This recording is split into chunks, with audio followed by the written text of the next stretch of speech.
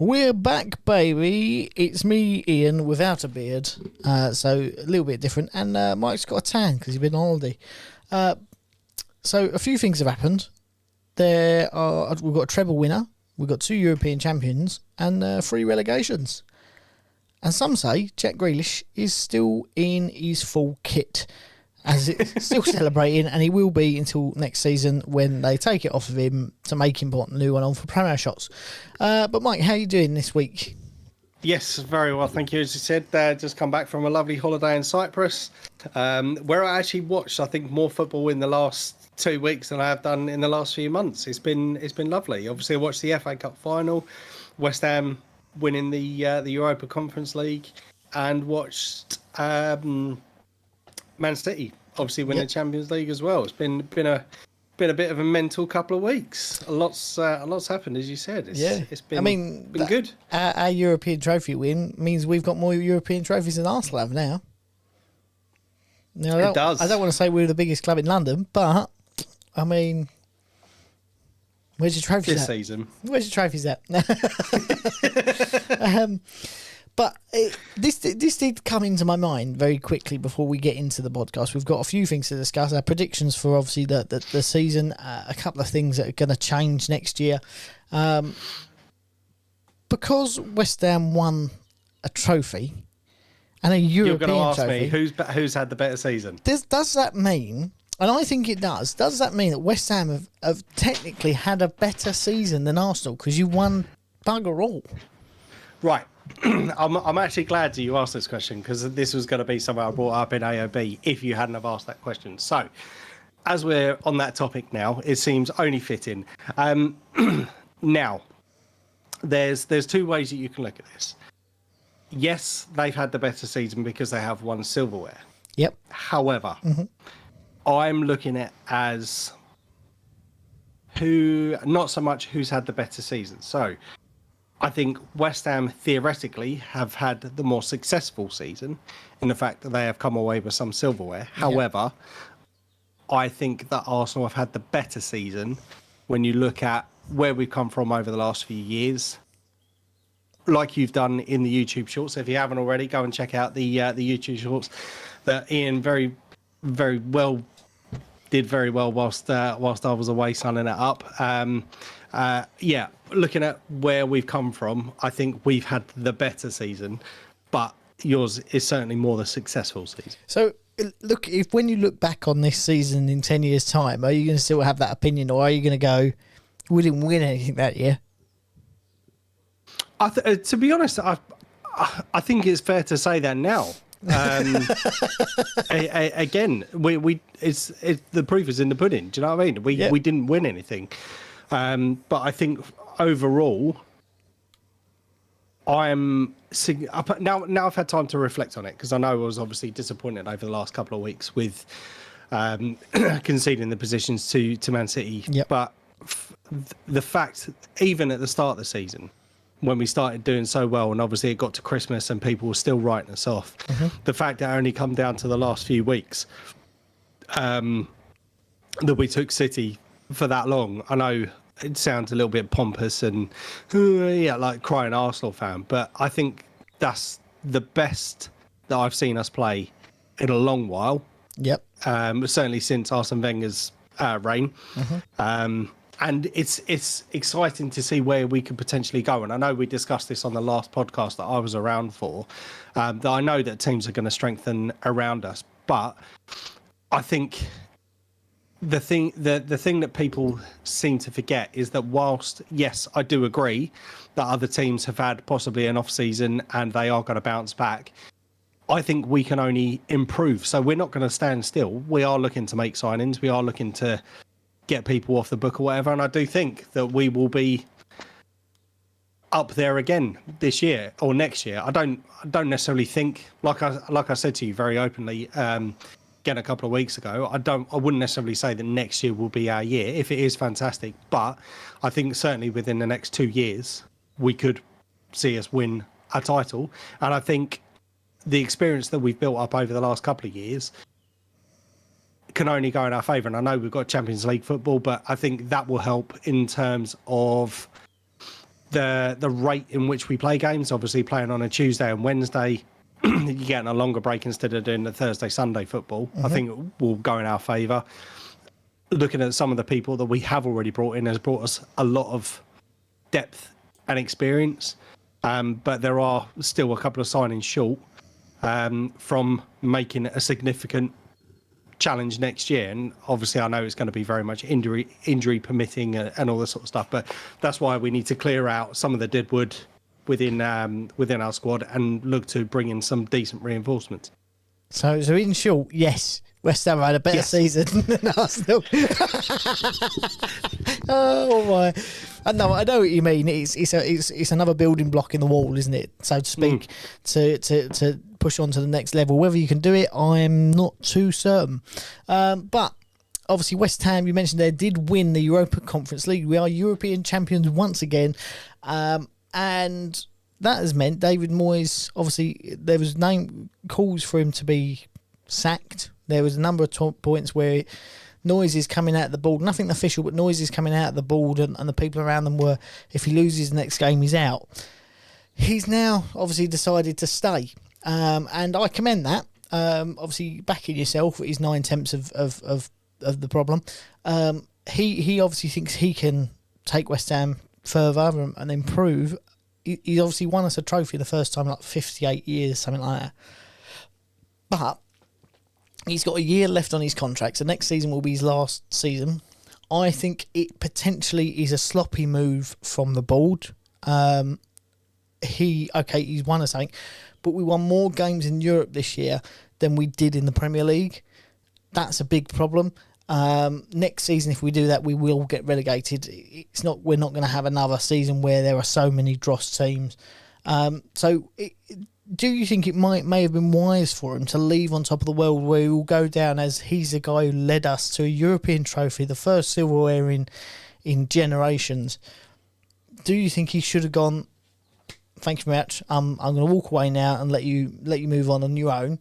Because if it gets worse after he's left, you go, well, I won you a trophy. Next person couldn't deliver. If he stays, I think he's gone by January. It's funny you should mention that again, because this was going to be another question I'll throw back at you. And obviously, I'll give my opinions first.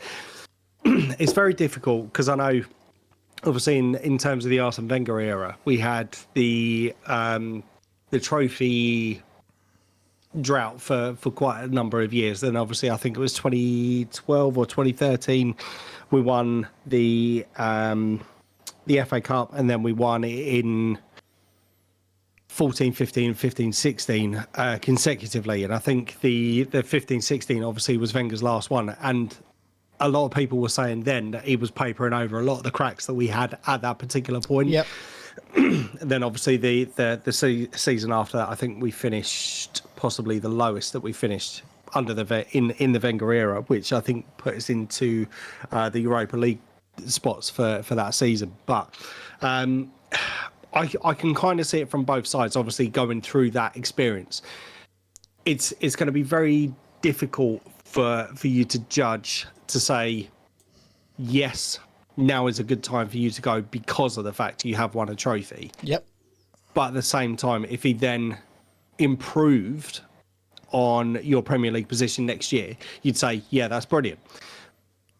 But again, if it doesn't go that way, like you said, he could be out of a job, and therefore has potentially tarnished his reputation because of the fact he's not been able to deliver consistently. Yeah. But I mean, what are your thoughts on that? What would you? Because I know there were times towards the middle of the season, you were one of those people that are saying that enough's enough. Time to go. I like David Moyes the first time round. He saved us. He did a good job. He instilled the good work ethic.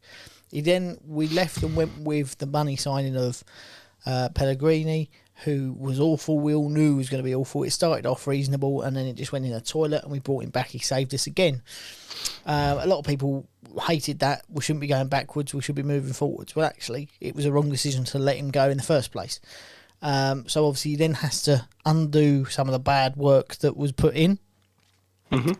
And we have had, obviously, you look back at we have had a couple of good seasons under him. Last season, I think the run to the semi-final of the Europa League was papered over a lot of the cracks from December. I think we were fourth first half of the season, then we just fell away, couldn't score, couldn't defend, couldn't do anything. We should have beat Frankfurt, and then we should have beat Rangers in the final. That should have been our trophy last year, which would have pushed on to even bigger things this year. Obviously, it didn't happen, but this year in the league, we've been diabolical at times. We have produced a few good games. And again, the Europa Conference League has papered over cracks. So as much as it is a really good feeling to see him lift a trophy and celebrate and this, that and the other, when you then, we're now what, a week removed almost, not even? Yep. You've got the noises coming out. Obviously, Declan Rice is going to leave. That's a big change. We're going to sell Said Benrahma to fund a move for Harvey Barnes, apparently. That's a fucking awful move. Scamacca is on the way out, back to Italy. Do you know what I mean? There's all of these things, all these noises. We're going to stick with Fabianski in goal again. He's got another 1-year extension. There's all of these noises coming out. You think, where's the positivity in it? Where's the moving forward? There isn't. This is about getting as much money in as you can for these players who are now European winners. Because actually, Declan Rice is the best defensive midfielder in the world. He's played a different role for us, which I think is why we've struggled. But they're going to let him go for a fair price. They've got a gentleman's agreement. I personally think he may be priced out of a move. I think the only place he will go will be Man City, with a couple of players coming back the other way. Said Benrahma obviously scored the penalty. He's the player that gets everyone on their feet. He's going to produce things. Okay, sometimes he takes too much. But I don't see where the positivity is coming from. I can only see it getting worse. So as much as I like David Moyes, I like the principles that he brings. I think I did say, obviously I didn't think he was going to win the Europa Conference League. I thought we was going to muck that up. We have won it. Leave while you will be remembered as the hero bought silverware. Whether you back yourself to do it or not, thank you very much, goodbye. I think he's worried that people in the footballing world will look at it and go, hang on, they've won a European trophy, but what else have they done? Oh, actually, for the last 18 months, their form in the league has been awful. It's been relegation form. So what job does he go into? Do you know what I mean? Where's that next logical move for him? There isn't one, and I think once he goes now, I think he will retire. I think he's at that age where he's done what he needs to do. He's now won a trophy. Actually, I'm going to see out my contract and then I'm going to retire and move to the Bahamas or whatever. Do you know what I mean? Yeah. So it's a hard one because who'd you get in? Emery would have been the logical choice, but he's at Aston Villa. You're not going to get him out of there now, and he's working wonders there. Michael Carrick you could bring in. Looking at their form going into finals, they lacked of confidence in the playoffs. So they were playing decent football, but actually those high pressure moments, which is what we want to be getting to more often, he's unproven. So he's very much where do you go with it? I'm not annoyed that he's staying, but I am annoyed that he's staying equally. It's one of those. It's a bittersweet thing because actually, I think he deserves to go out as a sort of a hero rather than going out as he's going to relegate us this year. So it's a difficult one. Might be some more news, obviously, as things are moving. With the guy who apparently is trying to buy Manchester United, the Sheikh, is or Sheikh or whatever you pronounce it, the Abu Dhabi geezer. Not Fred Flintstone, the other one. He's making noises that if he can't buy Manchester United, he wants to buy West Ham. So not saying that grass is always greener, but actually if you've got someone who's just going to throw money at it for fun, I'm not opposed. I don't. it doesn't always go right. I mean, look at Chelsea, but I think if you're buying the world's best players, you're going to be up there somewhere, aren't you? Eventually. Well, look at what Newcastle have done. Exactly. How much they've improved. So, and they've been quite shrewd as well. But so speaking of Chelsea though, because that was that was my segue in. Nice. Poch is in. Obviously, he led the rest of the world to victory at Soccer Aid the other day, which was an interesting watch. I think the standard of football was the worst it's been, but Paul Scholes still managed to pull out a screamer. But yeah, he's in at Chelsea. Can it get much worse, or do you think he's going to improve them? Because personally, I think it depends if Mel sees on the in his backroom staff, if I'm being completely honest. Fair enough. Because I don't think they'd be anything without her. So, no, in all seriousness, you'd like to think so. You certainly would like to think so. I mean, he did an amazing job at Spurs. A lot of the feedback that was coming around at the time, the players absolutely loved him, bought into what he was doing. It just seemed to be kind of like a string of poor results towards the end of his tenure, and that was kind of him done. And I suppose you can't really say he wasn't given a time for a project, but certainly wasn't given the backing of a project. Yeah. Now, obviously, we know from the recent transfer markets that Bodie's not opposed to, as you've already mentioned, throwing the wallet around. So I think Chelsea are definitely going to come back fighting again this year. Yeah. I'll be interested to see what they do with the Lukaku situation, because obviously when he came back to Chelsea, I remember us having the conversation at the time that the reason why he wasn't successful at Chelsea the first time is because they didn't play to his styles or to his strengths, and we see it again in his second spell or his most recent spell. Which is why he was obviously shipped out to Inter again. But I do think he will do well. I don't necessarily think they're going to win a trophy next year, but there's going to be a significant improvement. And I think some Chelsea fans may be a little bit angry about the fact that they may not come away with any silverware, but we've seen it a couple of times already that if you're given a project's time, dividends are starting to pay off.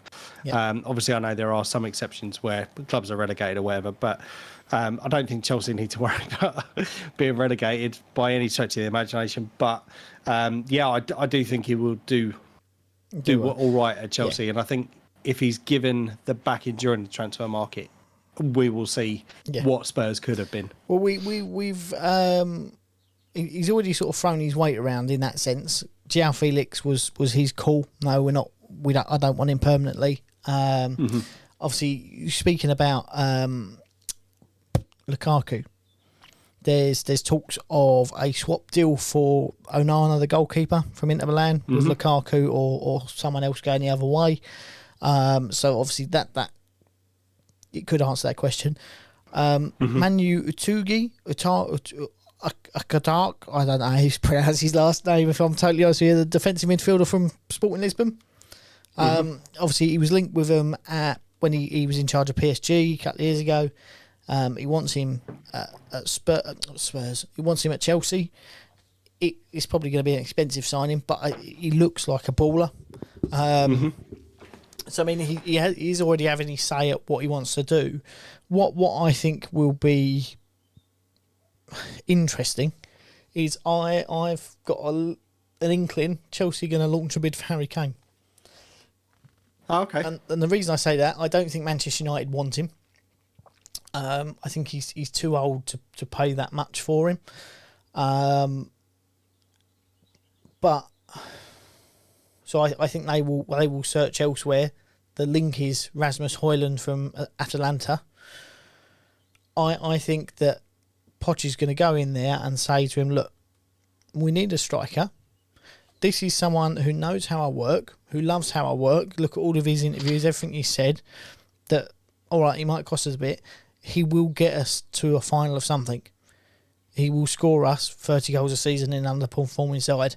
And actually, we've got the quality around more than what Tottenham have. I think when you look at it, player for player, I think Chelsea have better players. They're just not work. It's not quite clicking. I wouldn't be surprised if he went, go and get me Harry Kane. It means he stays in London. It means he stays in the Premier League.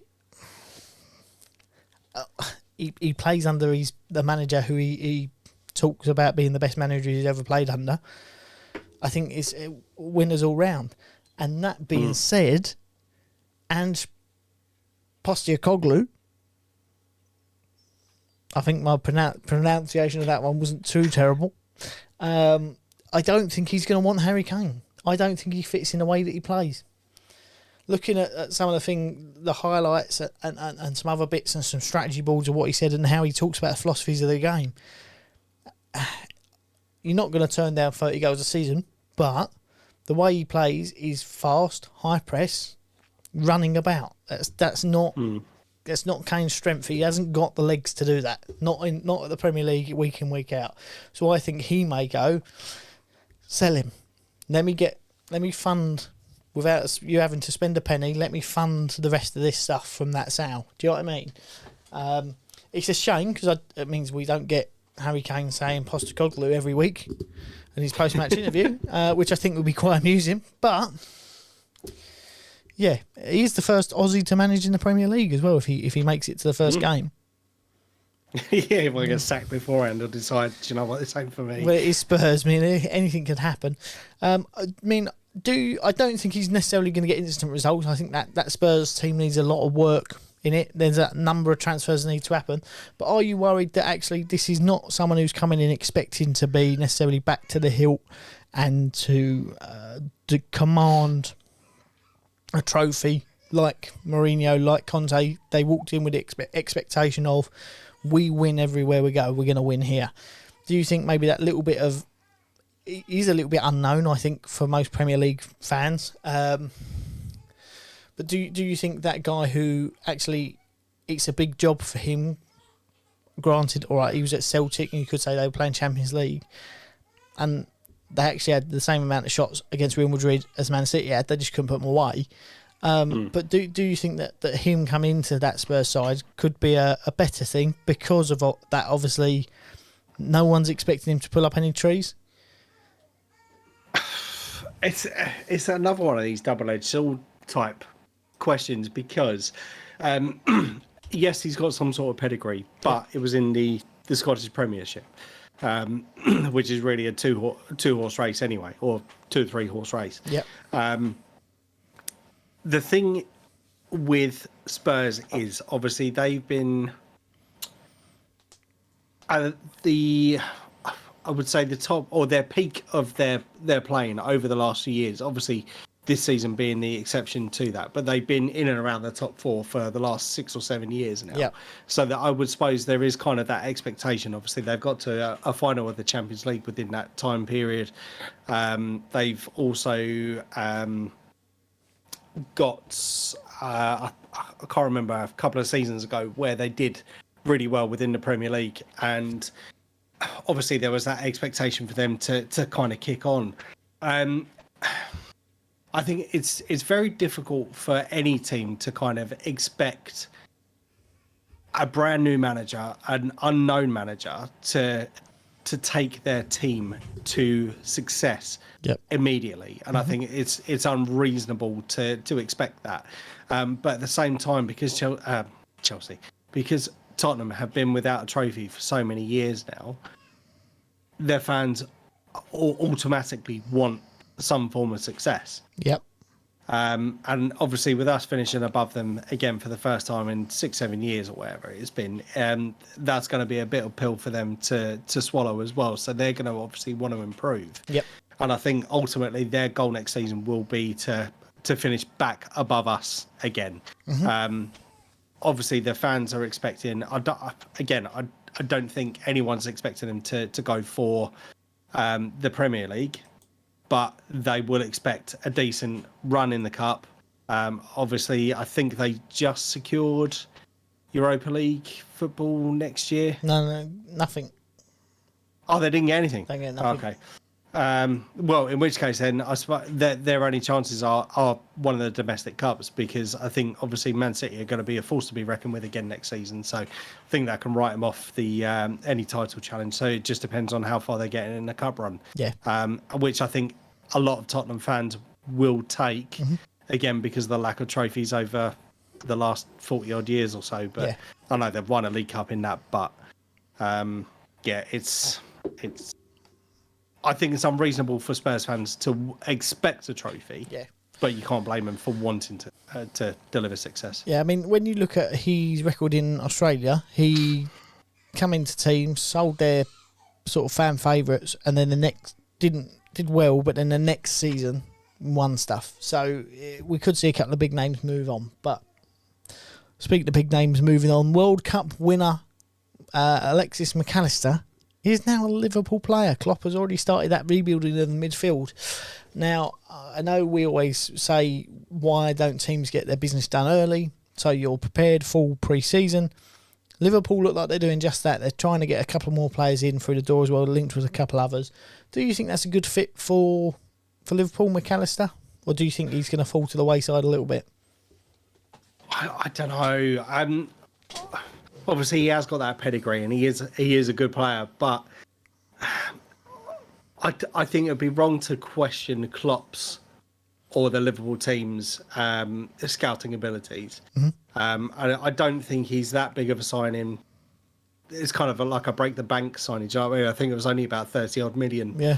I think it's a good signing. I wouldn't necessarily say it dramatically improves their midfield. Yep. But certainly one for depth of their squad, certainly. But gives it a bit more youth as well, doesn't it? Because I think he's only he's only like 23, so obviously still impressionable, still young in his career. Obviously big hit for Brighton because he was one of their big hitters, and I expected him to move for a lot more money. To be fair, I thought that Brighton would have held out for a lot, but I suppose if you've got a deal there, everyone's happy. Let's get it done. It's an interesting one. Because I know with the likes of Chamberlain and Milner, a lot of those players are out of contract, I believe. Yeah. So yeah, their squad is diminishing. So obviously they will need reinforcements. Yeah, and speaking of midfielders that could be on the move, Yuri Telemans obviously is another one I thought Liverpool could have gone for. That sort of bit more of a deep line playmaker, got a decent pass on him. Went to Leicester after they won the Premier League, I want to say, or was it the FA Cup? One of the two, where he was very sought after from a number of big clubs. Chose Leicester because he was going to be playing week in, week out. Obviously, he's going to leave, and I think it's on a free transfer. So I think that's a name that could be sought after. Where do you think he could end up? I know the rumours are Aston Villa, but obviously until it's properly announced, do you think someone could try and hijack that move? I'd be very surprised because I know we were in for him a couple of seasons ago, or a couple of transfer windows ago. There were rumours of us going in for him, and I think Chelsea was another name that was linked for his signature. I think it'd be a cracking signing for Villa, 100%. Obviously, it is only speculation until it is signed on the dotted line and possibly could be gazumped. But I think looking at how Aston Villa did, certainly under Emery's tenure. Yep. I think it'd be a cracking signing for them, and certainly in that one, I do think improves their squad. To be honest, I'm a little bit gutted that we didn't go in for him when we did, but obviously I think the board at that particular point, or certainly from Edu and Mikel Arteta's perspective, they obviously had bigger plans. So if those transfers do come off that we have been rumoured with, then I think it'll be one that I'm not sad to have lost. Yeah. Because I think we've recruited fairly well over the last couple of years. But no, I do think it's a cracking signing if he does go for Villa. But would obviously understand if the likes of Man United and Chelsea and Spurs all come in for him. Yeah, no, it's certainly right.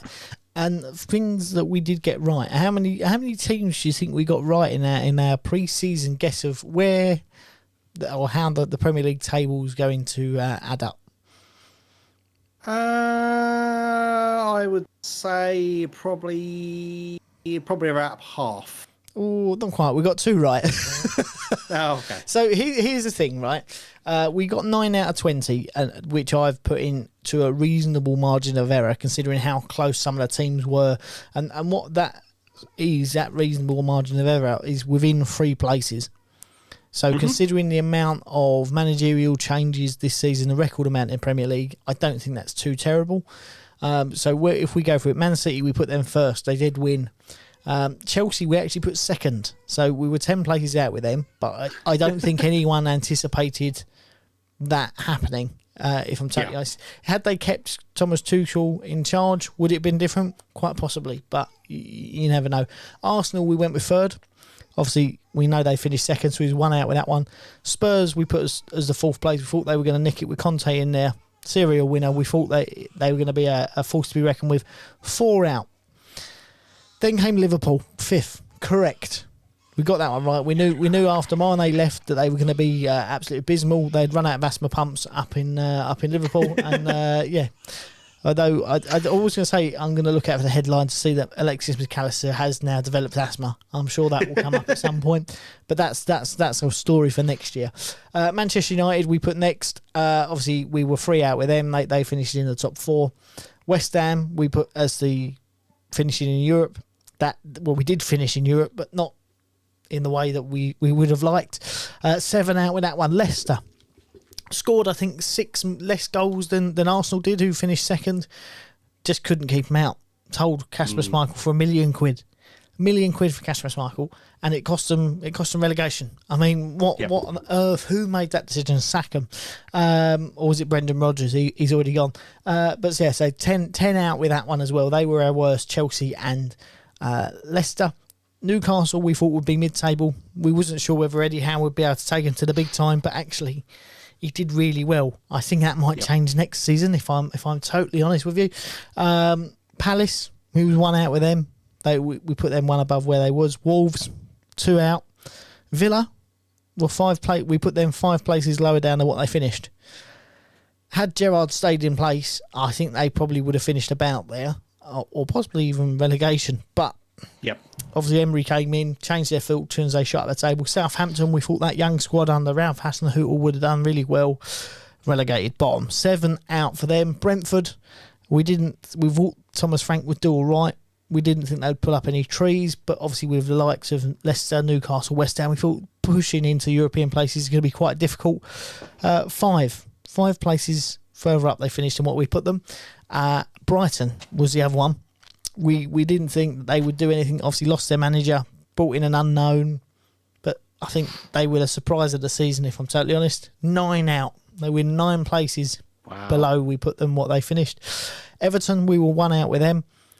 Forest 1 out with them. Leeds 1 out with them. Bournemouth 4.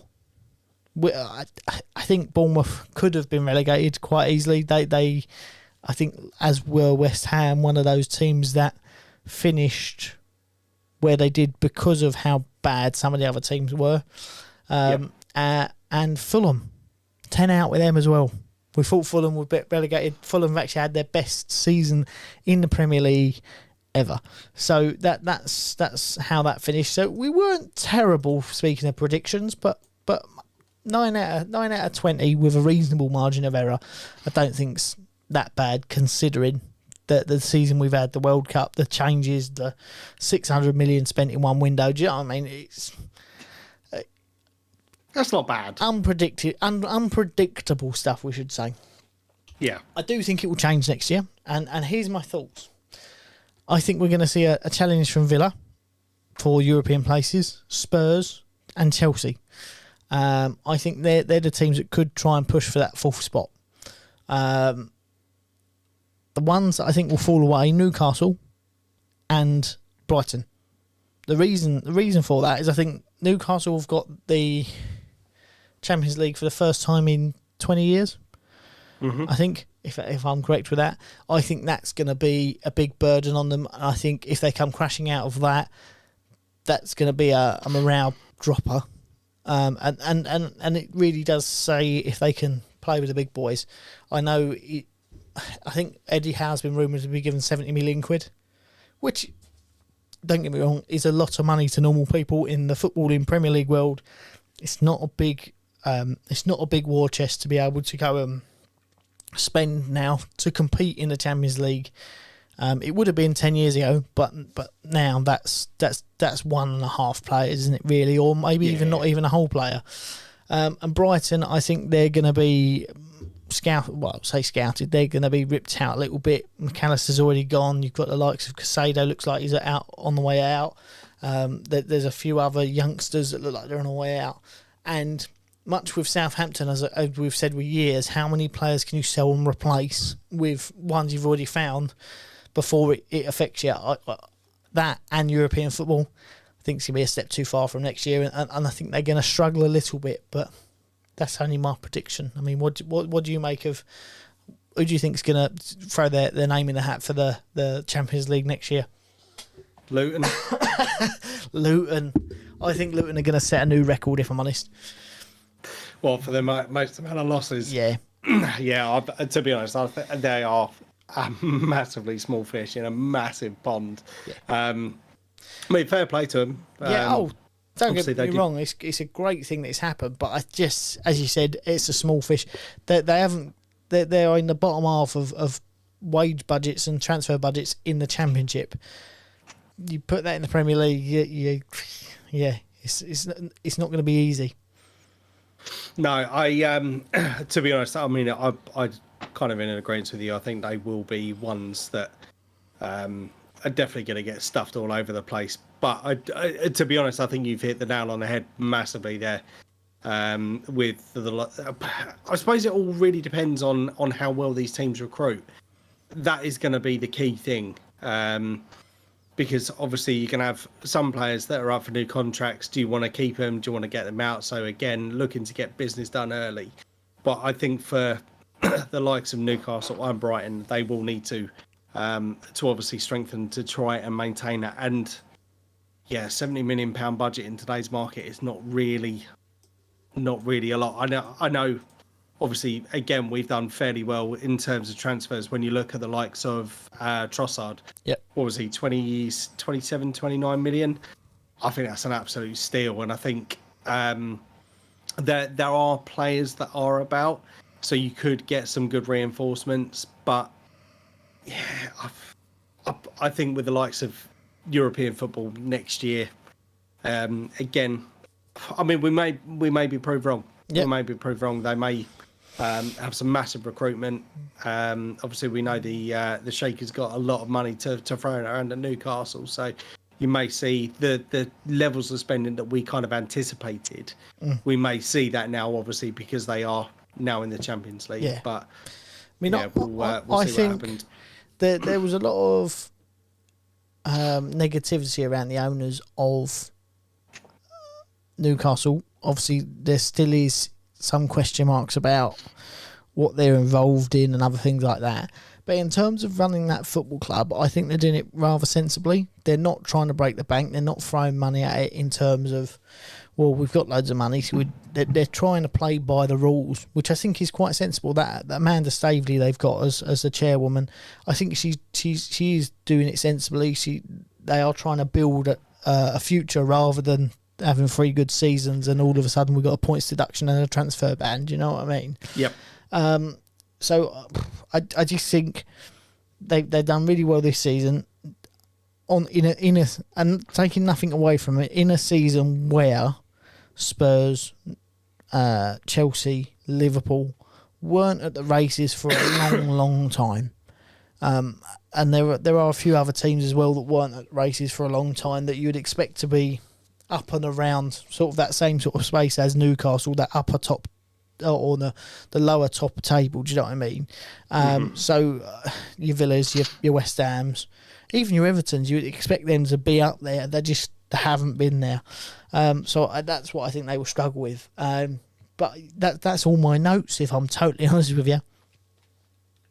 I don't know if you've got anything else to. Just very quickly. Go for it. Obviously, I don't want to drag this on too much longer, but I know we've got a couple of European qualifiers coming up. I think we've got something like Morocco or Malta or Macedonia or another couple of European Cup qualifiers. Right.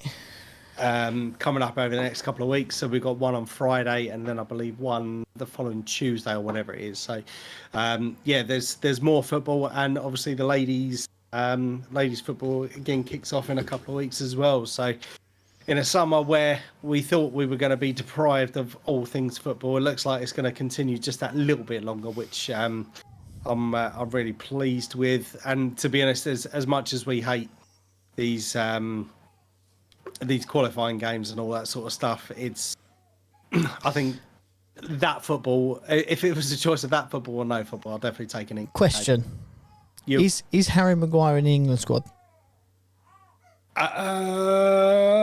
Probably. Not interested. I don't know. Okay. I'm not interested. The reason I'm not interested, like, don't get me wrong, if he's playing well, he deserves to be there. Manchester United are looking to pay him to leave. Yep. How's he in the England squad? Sorry, Gareth, you're a lunatic. Spurs, I think, have been linked with him as well. So have we.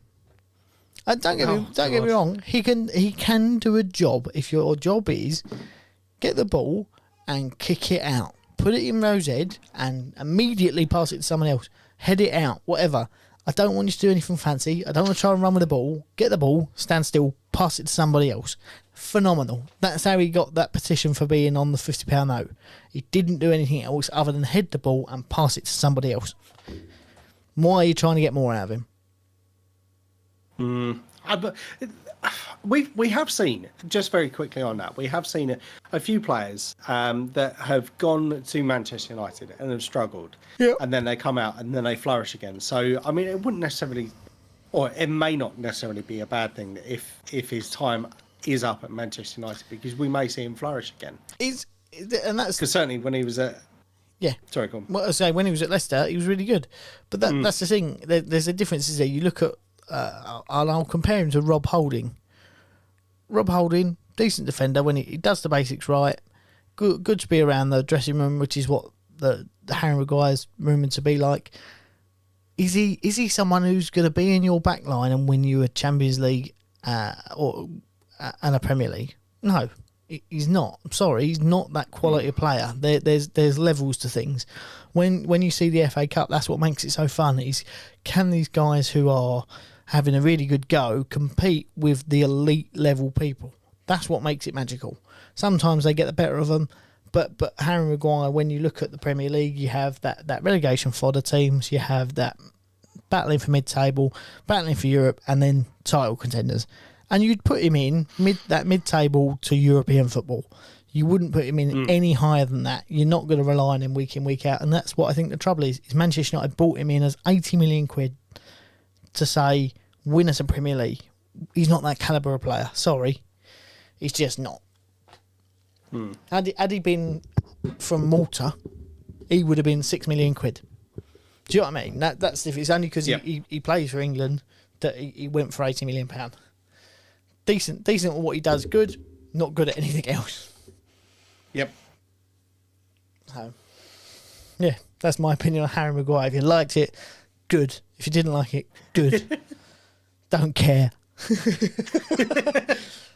Other than that, nothing else from me, pal. So on that note, make sure you're subscribed to the channel to keep up to date with all the latest and greatest things in the Premier League. And until then, I've been Ian. I've been Mike. I might have a bit more of a beard next week. We'll see you later on. Cheers.